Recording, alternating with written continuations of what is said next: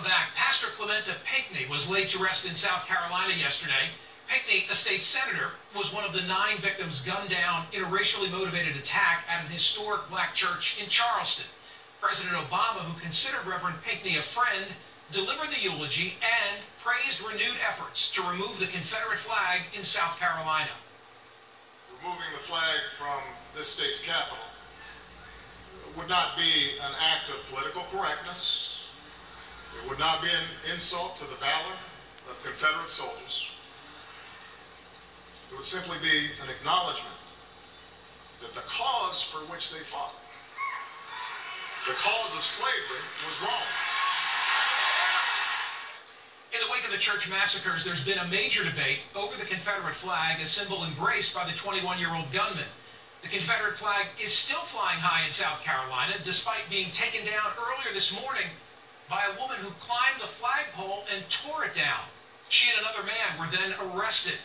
There are growing calls to remove it permanently, but many still support the flag and what they believe it stands for. Joining me now is Jeff O'Kane. He's the former commander of a Sons of Confederate Veterans chapter.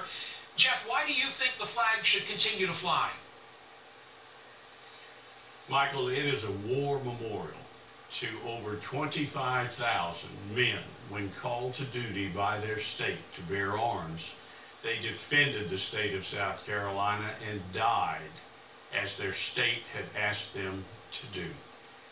The president yesterday, and you just heard this clip, said that removal would not be an insult to the valor of the Confederate troops, but rather he said that it would be an acknowledgement that the cause for which they were fighting was wrong. We have analyzed this, and the flag has become such a focal point and a whipping post for so many things that I believe, and I can't speak for the Sons of Confederate Veterans, but personally and for good sense, I, with respect to my ancestors, would like to just take a retrograde and step back and say, look, the feeding frenzy and all the controversy is doing more harm to the honor and dignity of that flag and those men who were not slave owners. They were defending South Carolina. Secession does not start war. Invasion starts war. And these men, along with so many others, stepped forward to defend. You know, 250,000 Southerners died in the cause for Southern independence. Perhaps as many as 450,000 Union soldiers died. And you continue to calculate, it's not unreasonable to say 1 million people were killed during that conflict that wasn't started by the Confederacy. It has to be noted that that folks are very easily drawn to the big lie when repeated over and over, and they begin to believe it. It's what is the big lie? Way to, I'm sorry. What is the lie? What is the big lie? The flag is a symbol. No, I'll give it to you. The flag is a symbol of hate, racism, and bigotry. Kwame Nkrumah was a very smart individual when he took over a floundering organization, and he had to find something to sell because black teen pregnancy and destruction of the black family structure or disproportionate number of black men in jail and so on wasn't a very pleasant to sell item. So he picked the flag and pointed at it, and he says, with all great amount of hate, that is a symbol of hate, racism, and bigotry. And that's what has gotten into the minds of folks. It's the soldier's flag.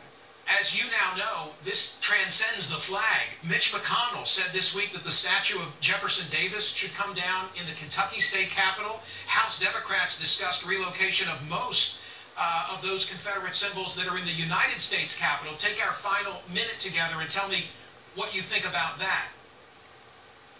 Where is all this going to go? Right. The scenario is the flag is gone, okay, kumbaya, let's have a big celebration. After that, oh my God, I drove by the State House and there's this monument.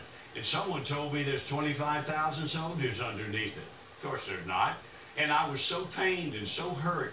I was so offended. I had to take the rest of the day off. And instead of bring it down, the now rally cry will be move it out. And once the Confederate monument is moved away, oh my God, we're going to see something behind the flag and the monument, and it's another slave owner and racist. It's George Washington. Are we to cleanse the entire American history? And you can't take today's civil and religious and philosophical and legal train of thought and apply it to 1860. In 150 years, they're going to say about us, can you believe those people in 2015 actually killed their own unborn children? And they burned these fuels that polluted the air. I can't believe they did that kind of thing. Well, today is different. We're going to step back from the Confederate flag and say, okay, it's time to furl the flag so that these men aren't continually drug into some politically correct, liberal, progressive agenda that it sounds like the debate is not yet over. Jeff O'Kane, thank you for being here. Thank you very much, Mike.